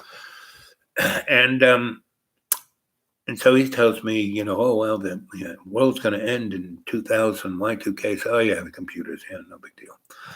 He said, no, we're prepping. And so he was prepping. And so, and that's why I had all these people. He wanted to have his own little army. And so, but he was no Satanist. He was just an egomaniac. And so he was a great cover. And right away, so I went up to my sister's and I came back and I found myself a motel, right, in this town nearby him, right? I said, I want to spend a week. How much? The guy says, a week? And nobody was in this thing. How about $120? I said, for a week, like today's Wednesday till next Wednesday? Yeah, well, that's more than a week. That's a week and a day. Anyway, so he said, yeah. And so I said, okay. And I gave him 100. I said, no credit card. No, I just gave him $120. He said, fine. He didn't say, oh, we need your credit card or we need your driver's license. No, he said, what's your name? I said, Al. Good enough. $120, Al. Right? Gave me the key to the room. Actually, he said, here's the master key. Why don't you go down the line and see which one you like? Some are nicer than others. I said, well, which one's the nicest one in your opinion?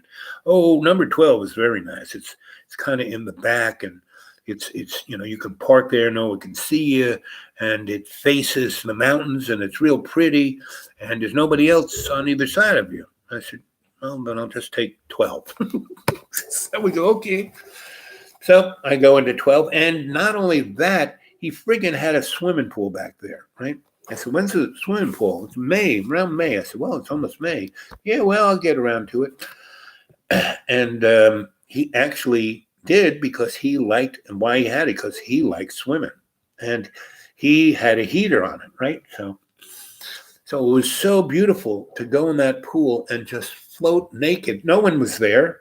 The only time anybody was there was when some event happened nearby, because there was only the really ritzy place in this dive. So most nights there was nobody there, and I would float naked and look up at the stars because there was no lights back there unless you turned them on. You could turn them on. There's a little switch by where my door was, and the ice machine was there too. Which is another plus. Because nobody there, so nobody came to get ice, but I always had ice right there. I don't have to go. Anyway, and the soda machine was there too. And it's far enough that the hum of the thing didn't bother me. So it was really a nice place for $125 or thereabouts.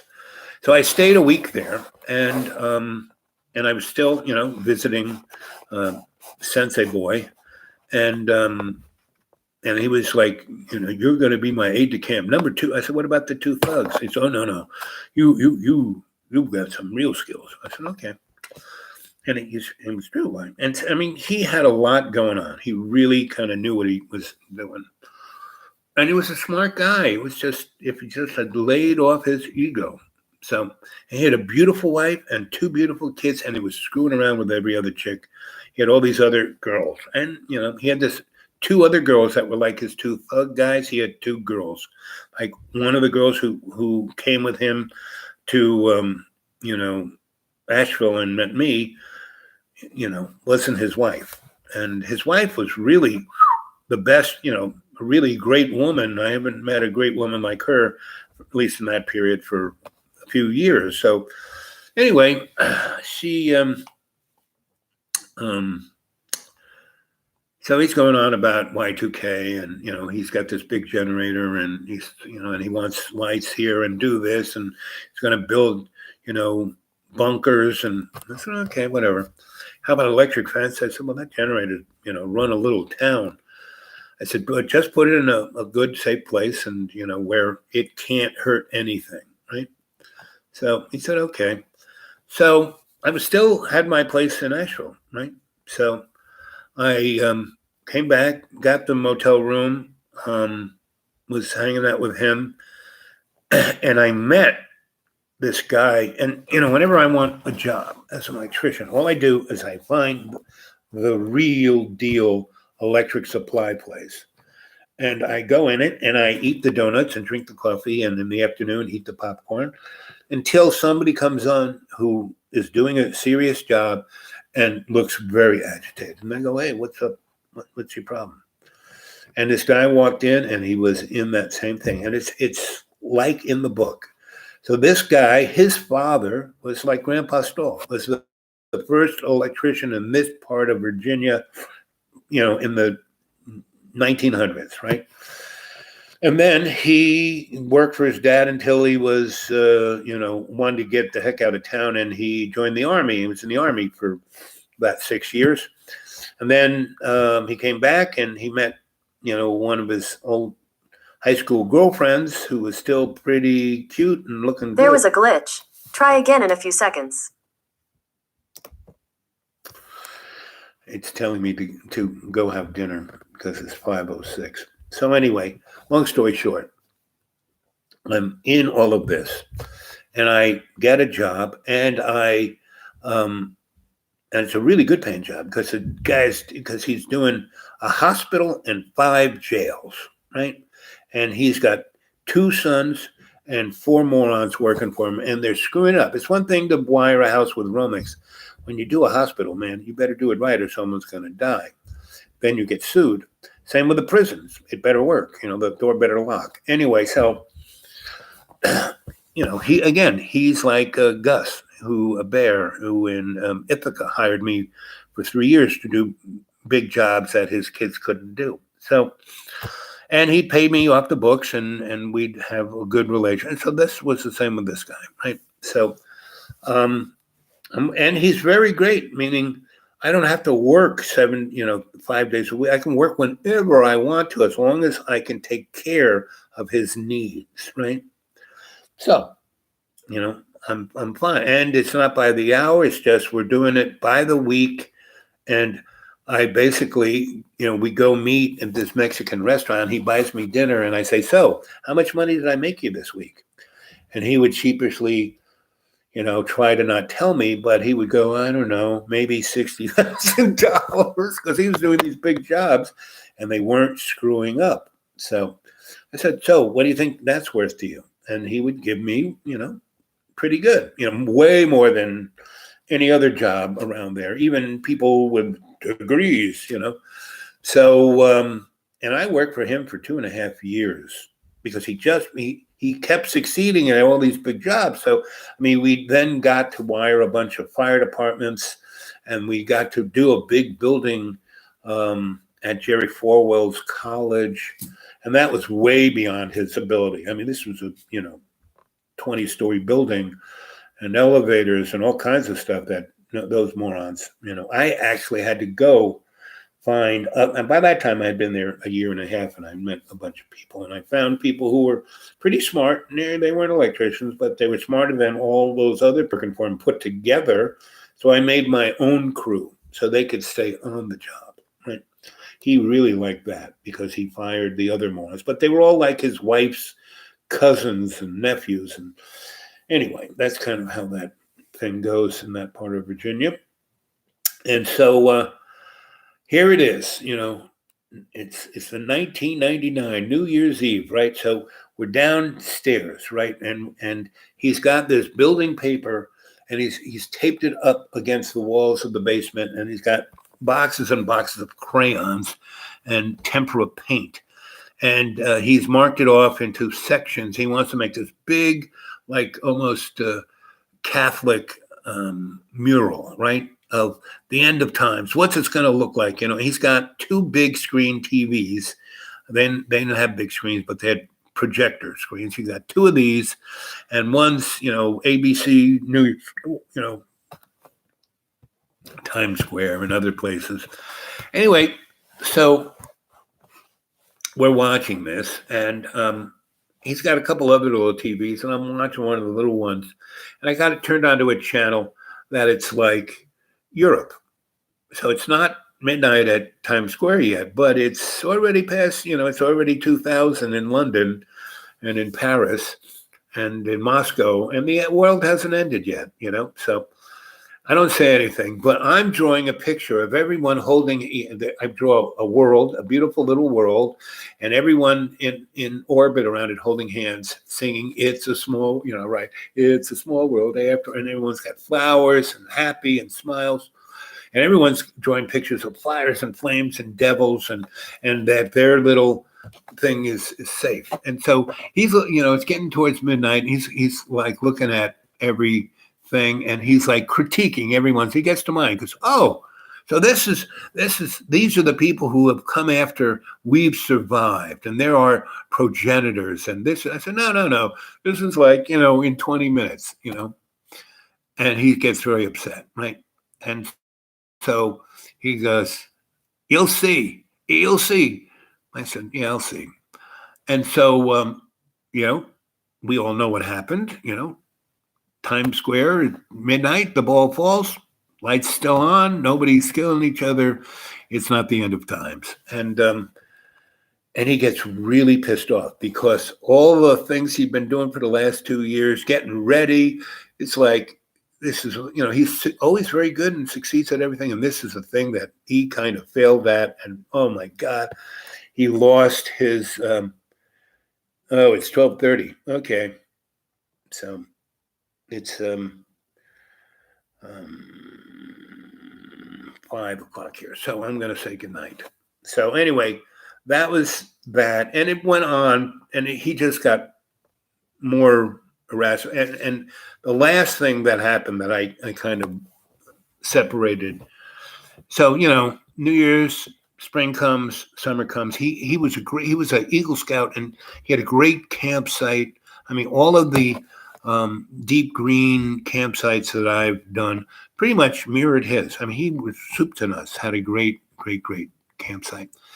And he would do classes in them, and I copied him verbatim. He did some great stuff. Anyway, so and he would get all these pretty girls to come, and I was there. I'm the guy who's So what I would do is I would keep that campsite beautiful. I would rake the paths.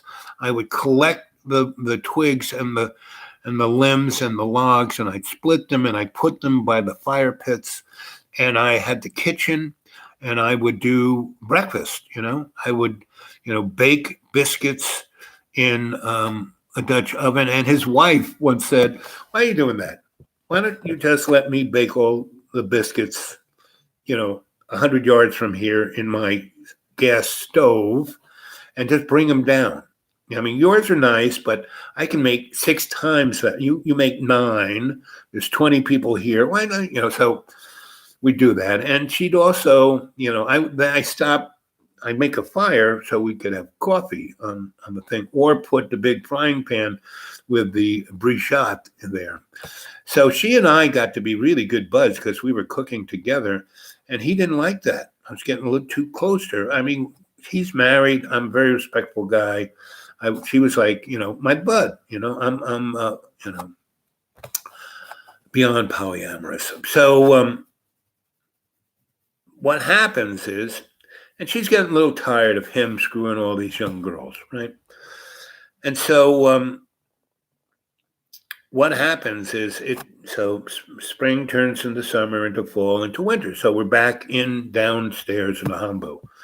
And this is the second winter. I came in late fall and of 1999, and I kept going back to Asheville. I still had things in Asheville, still had my apartment, $300. And I was making so much money from this other guy, and not really having to work that hard. I was probably putting in 30 hours a week, and not every week.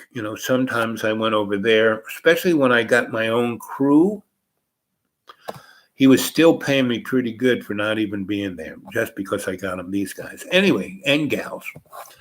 So we're down there in the basement, and we're doing through things, and I'm sitting, I have this little stool. I sit in the corner and meditate, and so they're doing their thing, and he's throwing guys around. He threw Sensei Billy across the room and really hurt him. I mean, the guy flew into the concrete wall, and and he was, the guy's down there.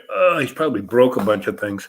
And I kind of came out of state because I could feel the pain. I went over. I said, Sensei, why did you do that? And he goes, don't ever touch my eye. Don't ask me why.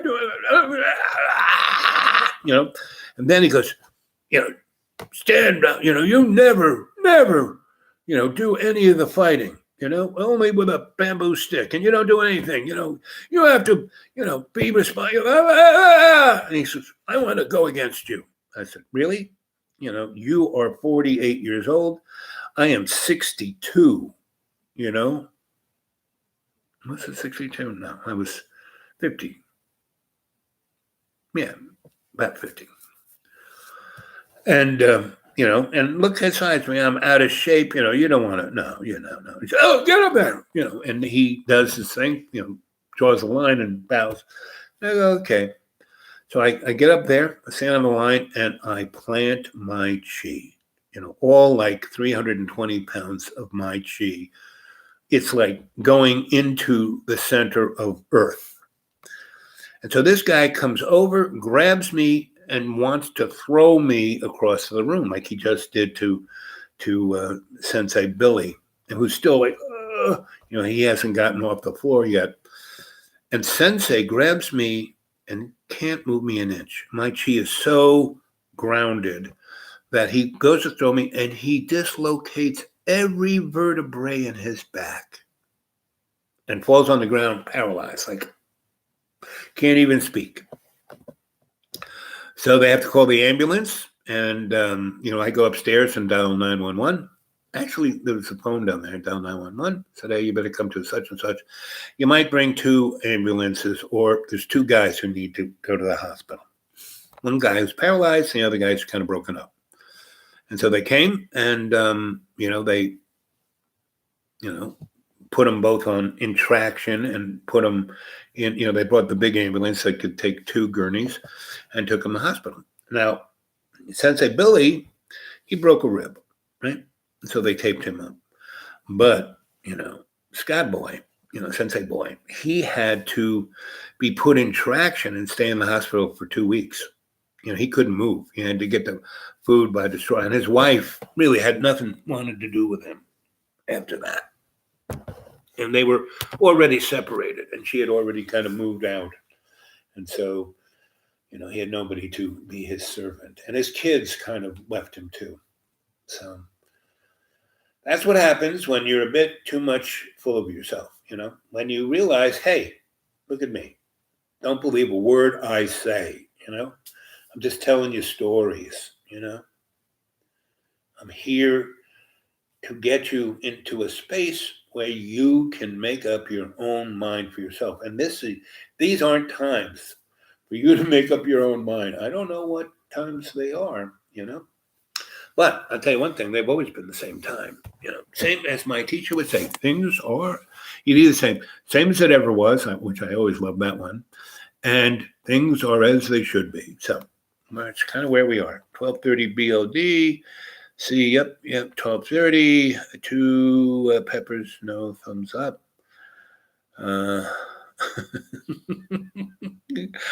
When you were cooking, nothing on but the road. Yep.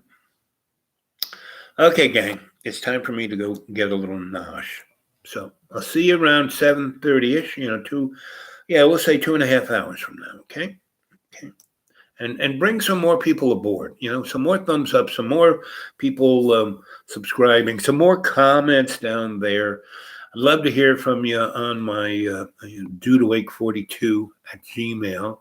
And I'd love it so Graham, have you read any of my novels at XRATTED, X-Rated? I'd love it if you guys would go read that stuff and leave comments on my Gmail, on this thing, or on my, you can leave comments on it's called Blogspot, so it's xratted.blogspot.com, or its label in Blogspot world is Griot Publishing. But if you just go to Google and put in XRATTED, if you don't get porno, you'll get that. Yep. Okay, so I'll talk to you guys later. So before you go, Graham, what'd you think? Good stuff, right? You liked it. I'm still writing more.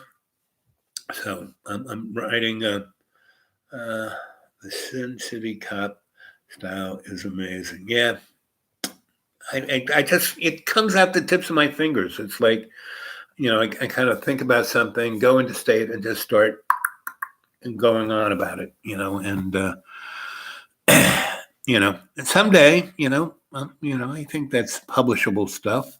For years, people would say, "Oh, you need to write a novel." Well, I got 12 of them now, and I'm working on 3 more. So, and all of those are just parts of the novel, because I wasn't going to, each of my novels is about somewhere between 600 and 1,200 pages. So I just give, they're slices, I call them slices. So anyway, I love you guys. I'll see you in about 2.5 hours. Okay. And I'll do another one in the morning for you, Mr. Graham, so you don't have to be up so late. Okay.